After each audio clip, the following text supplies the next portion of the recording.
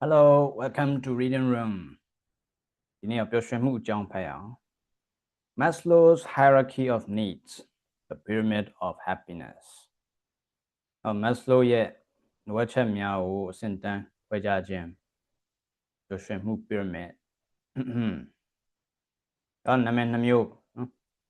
hierarchy of needs လို့လည်းခေါ်တယ် the pyramid of happiness လို့လည်းခေါ်တယ်ဒါ theory တစ်ခုဒီဆောင်းပါးလေးကို happiness.com ကနေပြီးတော့ထုတ်လုပ်ထားတာဖြစ်တယ်ကဲတော့ဖတ်ကြည့်အောင် Introduction How do we achieve happiness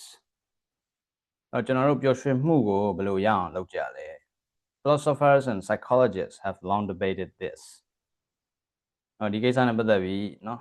ဝိခောပညာရှင်တွေနဲ့စိတ်ပညာရှင်တွေကနှစ်ပေါင်းများစွာကြာအောင်ညှင်းခုန်ခဲ့ကြတယ်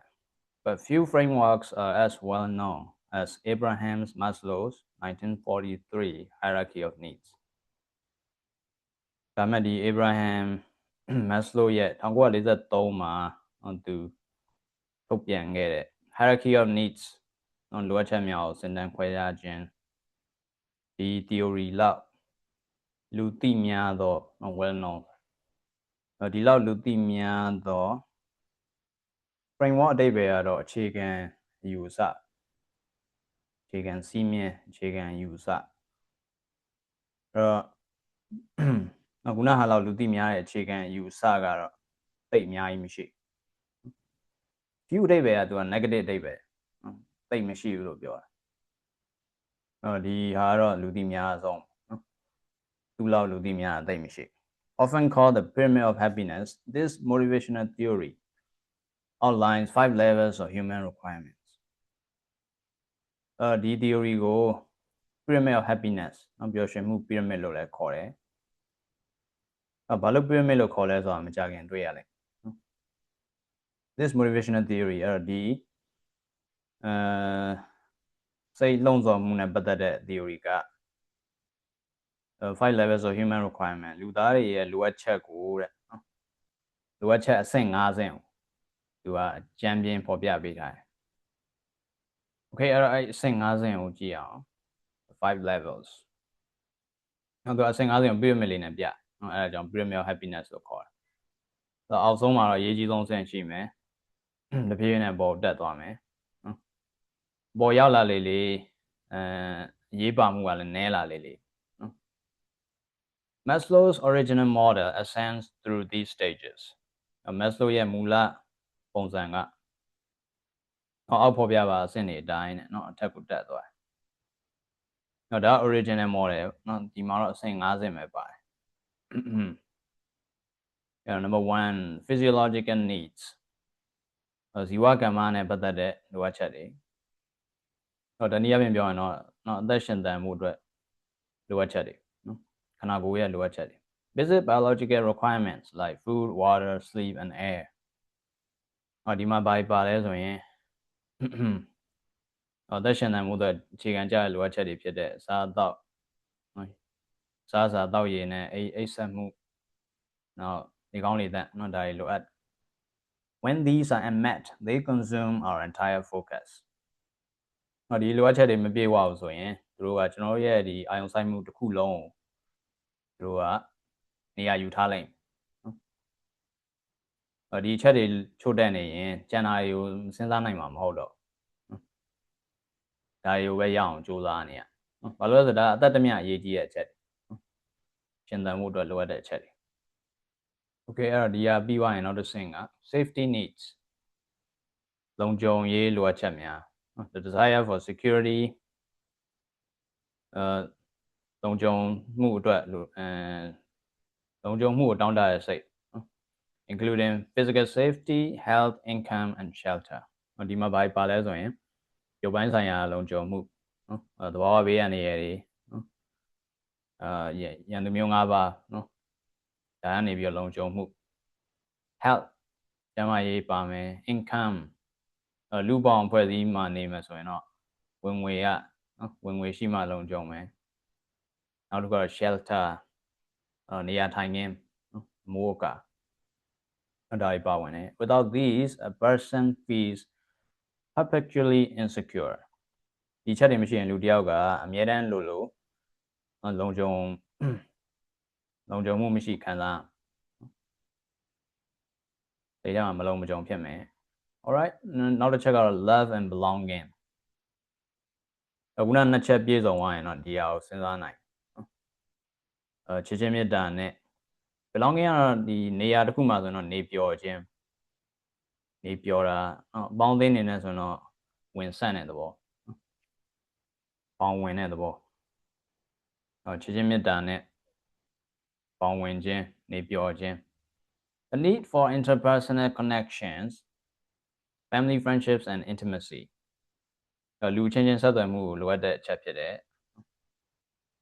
လူချင်းချင်းဆိုတဲ့နေရာမှာမိသားစုရှိမယ်မိတ်ဆွေတန်ငယ်ချင်းတွေရှိမယ် intimacy ကတော့ romantic love 1500မေတ္တာဒါတွေအတွက်လိုအပ်တဲ့အချက်တွေ lack of these can lead to loneliness and depression တော့ဒီအချက်တွေမရှိဘူးဆိုရင်ကြီးကြံမှုနဲ့စိတ်ကြမှုဖြစ်စေ okay ဒါတွေမရှိရင်တော့သေတော့မသွားဘူးဒါမှလည်းခုနပြောလို့မပြောတော့ကဲနောက်ချက်က esteem needs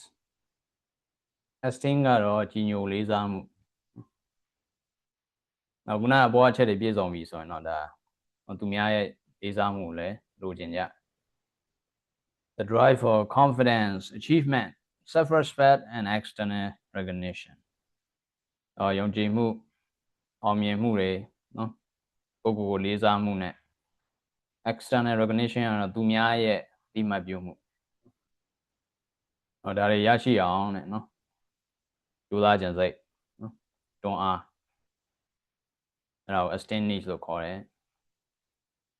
alright အဲ့တော့နောက်ဆုံးတစ်ဆင့်ကတော့ self actualization actualization ကတော့အကောင့်ထဲပေါ်ခြင်းလို့ပြန်ရကိုယ့်ကိုယ်အကောင့်ထဲပေါ်တာ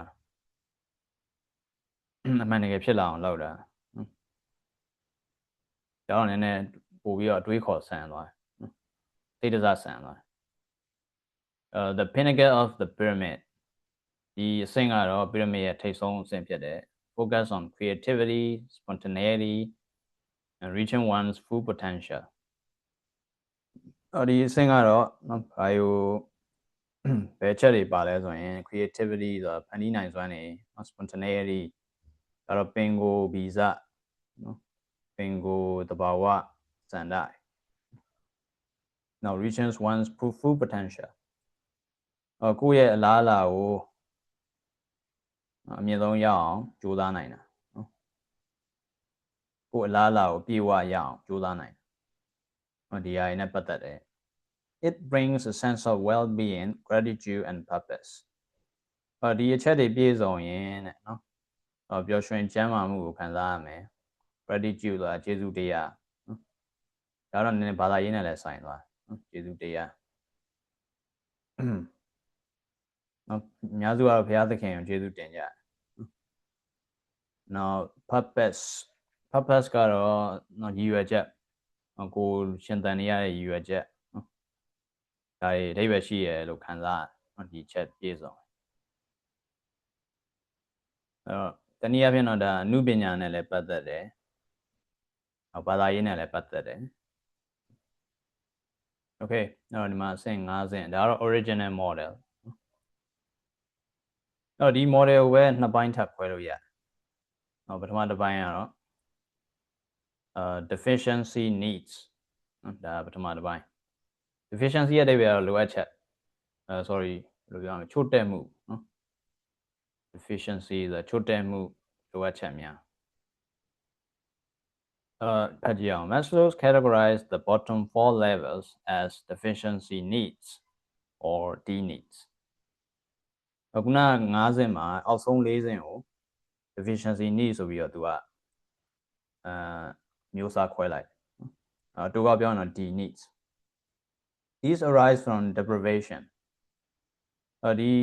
လိုအပ်ချက်တွေကနော်ချို့တဲ့မှုကနေပြီးတော့ပေါ်ထွက်လာရှိနေလုံမှာမဟုတ်မရှိလို့သာလိုအပ်တာဒါတွေမရှိတဲ့အတွက်ကြောင့်ဒီလိုအပ်ချက်တွေဖြစ်လာသူအဓိပ္ပာယ်ကိုဆက်ရှင်းတာ when they are not met they dominate our motivation ဒီလိုအပ်ချက်တွေမပြည့်ဝဘူးဆိုရင်တဲ့ကျွန်တော်တို့ရဲ့စိတ်လှုံ့ဆော်မှုတွေကိုသူကလွှမ်းမိုးတာကျန်တာမတွေးနိုင်တော့ဒီအချက်တွေမပြည့်စုံရင်ဒါကိုပဲစိတ်ကလွှမ်းမိုး The longer they remain unfulfilled, the stronger our drive to satisfy them becomes. ဒီလိုအပ်ချက်တွေမပြည့်ဝပဲနဲ့အချိန်ကြာလာလေဒါတွေပြည့်ဝအောင်ကြိုးစားလို့စိတ်ကလည်းပြင်းထန်လာလေပဲဖြစ်တယ်ခုနအချက်တွေပေါ့နော်စာဝင်နေရေးနောက်လုံခြုံရေးချစ်ရေးလူမှုရေးနောက်တစ်ခုကလူလေးစားဖို့အောင်မြင်မှုဒါတွေမပြည့်ဝအောင်ဆိုရင်နော်ဒါတွေရအောင်ကြိုးစားခြင်းစိတ်တွေများလာတယ် However, Maslow later clarified that this hierarchy is not a rigid all-or-none system. အခုနအပေါ်အချက်ကဘာကိုထောက်ပြလဲဆိုရင်เนาะဒီအချက်တွေချို့တဲ့နေရင်เนาะဒါကိုပဲအာယုံစိုက်မိနေမယ်လို့ပြောတာเนาะသို့တော်လည်းပဲနောက်ပိုင်းမှာတော့ဒီ Maslow ကထပ်ပြီးတော့ရှင်းပြတယ်ဒီအစဉ်တန်းခွဲခြားမှုကပုံသေးကားချက်ကြီးယူဆဖို့မလိုဘူးเนาะ not a rigid all-or-none system rigid ဆိုတော့ပုံသေးကားချက် all-or-none ဆိုတာဒါအကုန်လုံးပြည့်စုံရင်ပြည့်စုံမဟုတ်ရင်ပြောမှာမဟုတ်ဘူးเนาะအဲ့လိုအဓိပ္ပာယ်မျိုး all or none အကုန်ရရင်ရမရရင်တော့ပြောမှာမဟုတ်ဒီမှာ not ဆိုတော့အဲ့လိုမျိုးမဟုတ် We do not need to satisfy a lower level 100% to progress အဲ့တော့ဒီလိုအပ်ချက်အဆင့်တွေတက်သွားဖို့အတွက်ပြောချင်တာတော့အပေါ်ပိုင်းကလိုအပ်ချက်တွေကိုရအောင်ကြိုးစားဖို့အတွက်เนาะအောက်က level တွေကိုရာနှုန်းပြည့်စုံဖို့မလိုအပ်အဲ့တော့ကိုယ်မှာစာဝင်နေမပြည့်စုံသေးပေမဲ့လည်းခုနပြောအပေါ်ကအချက်တွေနော်အခြေရေးပါရေကိုနော်အခြေရေးတို့အောင်မြင်မှုတို့နော်ဒါတွေကိုကြိုးစားလို့ရ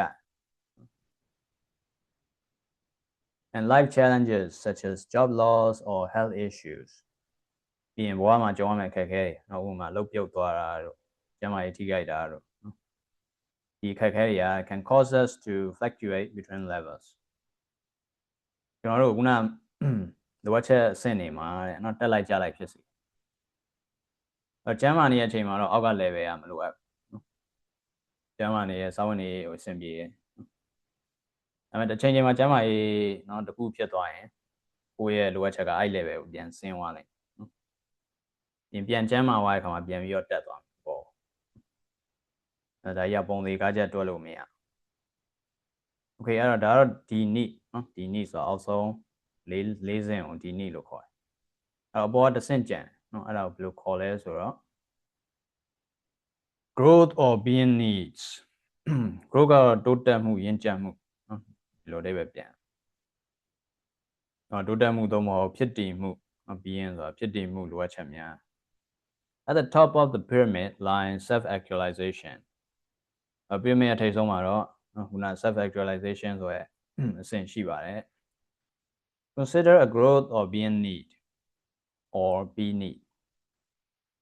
ဒီအဆင့်ကိုတော့ခုနပြောရဲတိုးတက်မှုသို့မဟုတ်ဖြစ်တည်မှုလိုအပ်ချက်နော်အဲ့လိုခေါ်ကြအဲ့လိုယူဆနော် Unlike deficiency needs which stems from a lack of something which ကဒီ deficiency need ကိုညွှန်းတာခုနချို့တဲ့ခြင်းကနေပေါ်ထွက်လာတဲ့ဒီ need ရနဲ့မတူဘဲနဲ့ These needs are fueled by the desire to grow as a person these needs ကခုနဒီ need ကိုညွှန်းတာbeing needs အခုလိုအပ်ချက်ကြတော့လူသားတယောက်အနေနဲ့နော်တိုးတက်ခြင်းစိတ်ကနေပြီးတော့ပေါ်ထွက်လာတဲ့လိုအပ်ချက်ဖြစ်တယ်ချို့တဲ့နေလို့ပေါ်ထွက်လာတဲ့လိုအပ်ချက်မဟုတ်နော်ရှိပြီးသားဟိုမှာဒီတက်ပို့ပြီးတော့တိုးတက်ခြင်းစိတ်ကြောင့်နော်ဖြစ်လာတဲ့လိုအပ်ချက် Once deficiency needs are managed we naturally begin to contemplate deeper questions about our existence and meaning အဲ့တော့ခုနရှေ့ကဒီ need တွေနော်ဒီ need တွေကိုအဆင်ပြေအောင် နော်စီမံခန့်ခွဲနိုင်ပြီဆိုရင်ကျွန်တော်လူသားတွေကနော်ကိုဘွားရဲ့ဖြစ်တည်မှုတွေနော်ဘွားရဲ့အတိတ်ပဲနဲ့ပတ်သက်တဲ့ပို့ပြီးတော့လေးနက်တဲ့မေးခွန်းတွေကို contemplate ဆိုတာစင်ကြင်တဲ့သဘောနော်စင်ကြင်သုံးသပ်သဘာဝအတိုင်းနော်စပြီးတော့စင်ကြင်သုံးသပ်မိတတ်ကြတယ်ရှေ့အချက်တွေမပြည့်စုံရင်တော့ဒီဟာကိုတွေးမိမှာမဟုတ်နော်ဘာလို့အသက်ရှင်နေရလဲဘာလို့ဘဝရဲ့အတိတ်ပဲကပါလဲဒီမိကုန်းတွေကိုတွေးမိဖို့ဆိုတာရှေ့ရလိုအပ်ချက်တွေပြည့်စုံနေမှရမဟုတ်ရင်တော့အားမှာမဟုတ်ဒါမဲ့လည်းခုနပြောလို့ပဲဒါပုံတွေတော့တွက်လို့မရတချို့လဲတွေးရင်တွေးမိမှာနော် alright ဒါတော့ original model expansion of the hierarchy နောက်ပိုင်းမှာဒီလိုအပ်ချက်စင်တန်းတွေကနော်ပို့ပြီးတော့တိုးချဲ့လာ expansion ကတိုးချဲ့မှုနော်ခုနကတော့50မကတော့ထပ်ပြီးတိုးလိုက်ဖတ်ကြည့်အောင် In the 1960s and 70s Maslow expanded his model to address criticism regarding the absence of higher human aspirations 1960နဲ့90ပြည့်နှစ်တွေတွင်းမှာ Maslow ကသူ့ရဲ့ model ကိုတိုးချဲ့လိုက်အကြောင်းရင်းကဘာလဲဆိုတော့ higher human aspiration ဆိုတာပို့ပြီးတော့မြင့်တဲ့ရည်မှန်းချက်တွေနော် aspiration ဆိုတာရည်မှန်းချက်တွေပိုအဆင့်မြင့်တဲ့ရည်မှန်းချက်တွေတဲ့မပါဘူးဆိုပြီးတော့ absence ဆိုတာမရှိမပါဘူးဆိုပြီးတော့ criticism ဆိုတာဝေဖန်ချက်နော်ဝေဖန်ချက်တွေနဲ့ပတ်သက်sorry အဆင့်မြင့်တဲ့ရည်မှန်းချက်တွေမပါဘူးလို့ဝေဖန်ကြတဲ့ဟာကိုတဲ့နော်ကင်တွယ်ဖြည့်ရှင်းဖို့အတွက်သူကသူ့ရဲ့ model ကိုထပ်ပြီးတော့တိုးချဲ့လိုက်ရလူတွေကပြောရနော်ဟာမင်းရဲ့ premium happiness ကမပြည့်စုံဘူးနော်ပို့ပြီးအဆင့်မြင့်တဲ့လိုအပ်ချက်တွေပါတဲ့နေဟလားထောက်ပြကြနော်အဲ့နဲ့သူကလည်းထပ်ပြီးတော့ထည့်လိုက် he added 3 more levels နော်အဆင့်3ဆင့်ထပ်ထည့်လိုက်တယ်ဘာလဲဆိုတော့ cognitive needs aesthetic needs နောက် transcendent needs နော်ဒီ3ခုထပ်ထည့်လိုက် cognitive needs ဆိုတော့နော် the need for knowledge curiosity and understanding အဲ့တော့အသိပညာဘုဒ္ဓရှာဖွေလို့စိတ် curiosity ဆိုတာစူးစမ်းလို့စိတ် and understanding နားလည်ခြင်းစိတ်ဒါတွေက cognitive needs တွေဖြစ်တယ် cognitive အဓိပ္ပာယ်ကလည်းအဲ့လိုသိနားလည်တာပြောတာလူသဘာဝအရာမသိသေးရသိခြင်းတယ်လေးလာခြင်းနဲ့စိတ်ဒါတွေလည်းပါတယ်နောက် aesthetic needs ဒါတော့အလှပလိုအပ်ချက်တွေ the pursuit of beauty balance and form အဲ့တော့အလှပနဲ့မျှတမှုနောက်အသွင်သဏ္ဍာန်တွေနော်ဒါတွေနောက်ကိုလိုက်ခြင်းဥပမာပြောရရင်နော်နေစရာနေရာမရှိတဲ့လူကအယုံဆုံးနော်နေစရာအိမ်ကောင်းကောင်းလေးတစ်လုံးလိုချင်တာနော်အိမ်ရှိပြီးသားလူကြတော့ရှိရဲ့အိမ်ကိုပို့ပြီးတော့လှအောင်လုပ်ချင်တယ်နော်အဲ့ဒီဘောပါနောက် transcendent needs transcendent ဆိုတော့သူကဲတာလွန်ခြင်းလို့အဓိပ္ပာယ်ရသူကဲတာလွန်သွားတာအမြင့်ဆုံးရောက်the highest level where individuals are motivated by values beyond the ego ဒါတော့အမြင့်ဆုံး level ဖြစ်တယ်ဆိုတော့ self actualization တဲ့အပေါ်ရောက်ဒီ level မှာဆိုရင်လူတွေက ego ဆိုတော့ကိုယ့်ရဲ့အတ္တကိုကျိုးကိုပြောတာကိုယ့်ရဲ့အတ္တကိုကျိုးထက်ကျော်လွန်တဲ့တန်ဖိုးတွေရတဲ့နော်လှုံ့ဆော်ပေး such as faith altruism and connection to nature ဘယ်လိုတန်ဖိုးတွေလဲဆိုရင်နော်ဥပမာ faith ဆိုတာယုံကြည်မှုဒါတော့ဘာသာရေးနဲ့ဆိုင်နော်ဘုရားသခင်ကိုယုံကြည်တာတို့ကံရဲ့အကျိုးကိုယုံကြည်တာတို့ဒီလိုဟာတွေ altruism ကတော့ပရဟိတကိုပြောတာနော်ပရဟိတစိတ်ကိုကျိုးမကြည့်ပဲနဲ့သူများအကျိုးဆောင်ရွက်လိုရဲ့စိတ်နောက် connection to nature သဘာဝတရားနဲ့ဆက်သွယ်မှုနောက်တချို့ကနော်မျိုးပြမှာနေရတာကိုမပျော်တော့ သဘောတရားနဲ့ပို့ပြီးတော့နီးစပ်ခြင်းနော်တော်ရိပ်တောင်ရိပ်နေခြင်းနဲ့ဒါဆိုရင်လည်းဒါ transcendent need အမြင့်ဆုံးလိုအပ်ချက်ဖြစ်သွားအဲ့လိုပဲခုနလိုမျိုး altruism ဆိုရင်လည်းဒါကိုယ့်ရဲ့အကျိုးသက်သက်နော်ကိုကျိုးစည်းဝါးသက်သက်နဲ့မပြောရှင်တော့ကိုကျိုးစည်းဝါးကိုအဲ့လောက်မတောင်းတတော့ကိုကပြည့်စုံသွားတဲ့ခါမှာသူများကိုကူညီခြင်းနဲ့သူများအကျိုးဆောင်ရွက်ခြင်းနဲ့ဒါလည်း transcendent need ထဲမှာပါတယ်အဲ့လိုပဲလူပေါင်းလောကမှာမပြောတော့နော်ဒါနပေါင်းအပြီးဝင်သွားမယ်ဒီလိုစိတ်ကလည်းဒါ transcendent need By integrating these, Maslow illustrated that human motivation evolves from business survival toward the pursuit of truth, beauty, and excellence. ဒီလိုအပ်ချက်တွေကိုထည့်သွင်းခြင်းအပြင် Maslow က illustrate ဆိုတာတရုပ်ဖော်တရုပ်ပြခဲ့။ဘာကိုပြခဲ့လဲဆိုတော့ human motivation လူသားတွေရဲ့လိုအင်ဆန္ဒတွေ evolve တိုးတက်ပြောင်းလဲလာ from business survival အခြေခံကျင့်တန်ရပ်တည်ရေးရနေပြီးတော့ toward the pursuit of truth, beauty, and excellence အမှန်တရားကိုရှာဖွေဖို့လပရှာဖွေဖို့ထူးချွန်မှုတွေရှာဖွေဖို့အဲ့ဒီဟာတွေစီကိုတဲ့တိုးတက်ပြောင်းလဲလာရဆိုတော့သူကတရုပ်ပြခဲ့လူနဲ့တခြားသတ္တဝါတွေနဲ့ခွာခြားချက်ကအဲ့ဒါတိရစ္ဆာန်တွေကတော့